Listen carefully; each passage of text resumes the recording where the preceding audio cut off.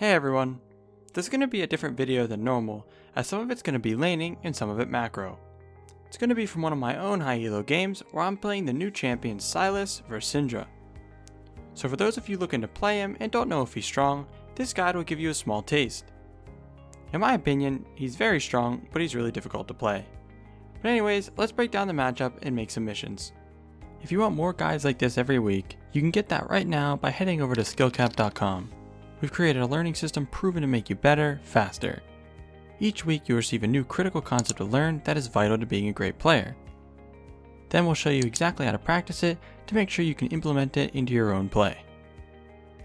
Last, you can upload your gameplay, and expert players will point out exactly what our members and you are doing right and wrong, so we can all learn from one another to master the concept. You'll get a new mission every week. A rising tide raises all boats, so head over to SkillCap if you want to join in on the rise to the top. Sylas is an AP bruiser versus Syndra, an AP control mage. Syndra has the range, wave clear, and poke advantage, where Sylas has the all-in advantage. So our missions will look like this. Mission 1, let the wave push. Like most melee vs range matchups, it's important to let the wave push to avoid them freezing early on. Mission 2, stay healthy. As the wave pushes, Syndra should look to harass as much as possible. It's important to stay healthy and not get greedy for CS, which will make Mission 3 easier. In Mission 3, look for all-ins. When all-in windows open up from Syndra not having key abilities or being out of position, we need to take advantage of them. Alright, moving on to the gameplay. As laning starts, Syndra and I trade a little with our Qs, which ended up being an even trade. But one important thing I did here was to make sure I hit the melee minions and Syndra with my Q and passive. She's starting to push the wave for Mission 1, but thinning the wave like this will aid me in Mission 2 because I won't have to last hit as much under tower. Then, for this next CS I go for, Syndra punishes me with Q. So for the one after that, I walk up to it acting like I'm going to auto it, which baits her into turning around, letting me grab the CS and harass her at the same time. This is a very common concept in melee vs range matchups. You want to be unpredictable and mix up your approach to CS so they never know if you're going to actually auto it or look for a trade, or both. Now I just want to let the wave push in since none of the CS are low. So I could just sit back and do nothing. Instead, I'm going to use a concept we talk about a lot called tethering, where I'm constantly staying at max range of Syndra's Q, running back and forth. By doing this, I bait out her Q, which gives me a 4-second window of safety. She finishes clearing the wave now, and the next one arrives. I'm going to do the same thing from before, walk up for these 3 low health minions, use Q instead to harass Syndra, and use my passive to thin the wave and collect the CS. If we look at the wave now, both have 6 minions, but hers is going to push as she's ranged and is using AoE abilities to try and harass me, so this is perfect. After that, I actually back up further than normal since I know she's 1 minion from hitting level 2. I don't want to be trying to bait her abilities when she's a level up on me, as if she does hit them, it's going to be a lot more punishing than before. Alright, now we're going to see the payoffs of thinning the wave. I hit level 2 and my Lee Sin is here for a gank. I bait Syndra's E by walking at her, and we go all in, getting an easy kill. So what does this have to do with thinning it? Let's hop into the sandbox and visualize it. Let's say I only use my Q to last hit CS that get low. Syndra would stack up the first 2 waves and it would crash, then start bouncing back around the same time Lee showed up to gank. When a wave is pushing back, laners tend to play safer since they know they won't be missing any CS, but if it's pushing, they aren't going to sit back and let it freeze in front of the enemy tower where they'll be denied minions. So by thinning it like I did, Syndra couldn't crash the second wave, making her an easy gank. Anyways, now that she's dead, I'm going to push in the next wave and recall.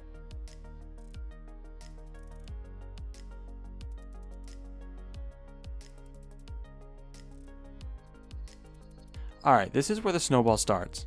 Since I got a free recall from killing Syndra, I'm free to save my teleport and don't need to use it to get back to lane. But I see a fight breaking out in our top jungle. After letting my mana regen on the fountain, I TP to my minions in top lane. I set my eyes on Shaco first since he's low and can close the distance with my E before finishing him off with my W. At this point, I want to run away since Olaf is really strong early game. It may seem like I win this, but I actually don't. I didn't notice Syndra was this close already though, and she catches me with a stun as I got on the blast plant. I hit it to buy me some more time and use my E over the wall, and the shield saves me from ignite. Olaf keeps chasing though, but I knew my Lee was coming, so I try to bait him while making sure to dodge his axe, since that's the only way I can die at this point. Once I dodge it, and Lee is here, I can go in and finish him off with my W. So these situations are one of the main reasons I love taking TP on champions like Diana, Fizz, Sylas, Echo, and Kassadin. They are all really good at cleaning up fights, so when the enemy overextends like they did here, it opens up chances for free kills.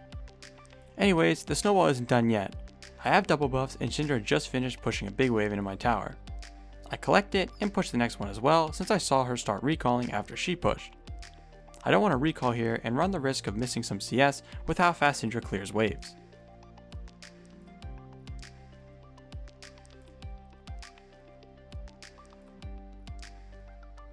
After pushing those, I recall to use the gold I just got and refill my health.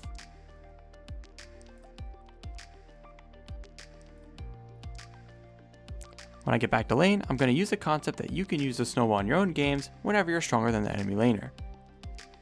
I see Syndra trying to roam top, so I'm going to push the wave first so she loses all vision out of the lane, then head into top river to cut her off.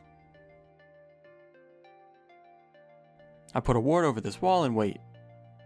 As she shows up, I go all in, chunking her really hard and almost kill her.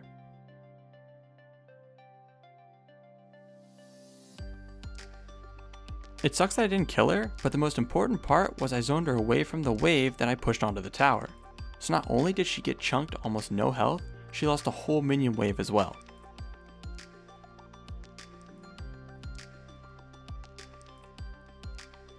As I'm heading back to lane, I see top is fighting and my Lee Sin is bottom river. I could just go mid and kill Syndra, but she's so low, I just ping her from my Lee Sin in case he doesn't see her and start heading towards top. When I get there, Olaf is really low, so it was an easy kill, and Lee takes care of Syndra in mid. If I didn't go top here, Vlad could have died and we would have probably only killed Syndra. But remember, when roaming like this, odds are you'll be missing a wave in mid, so you want to do what I do here and tax away from the lane you roam to. So I quickly clear this next wave that shows up. If your teammates rage at you, who cares? You know you're making the right play, so just mute them. Alright, I'm still not done snowballing, so let's fast forward to here as I just got back to lane after recalling from the previous roam. I'm at that point in the lane where Syndra is really afraid of me and is just going to play safe. As a melee champion, if you don't think you can dive them, this is the best time to look for roams. So I'm going to ignore Syndra and shove in the next wave.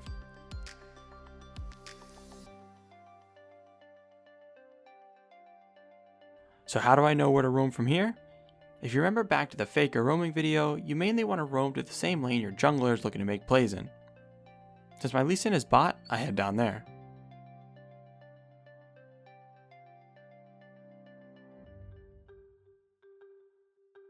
As I'm on my way, Shaco shows up making a 3v3 fight. This is perfect since they should all use a bunch of cooldowns on each other and I can clean up.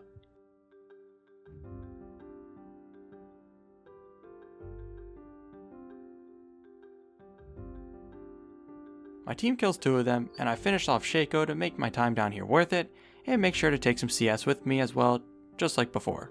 We're going to fast forward one more time here, about 1 minute and 30 seconds later, where I'm back in lane trying to pressure Syndra since I'm so far ahead.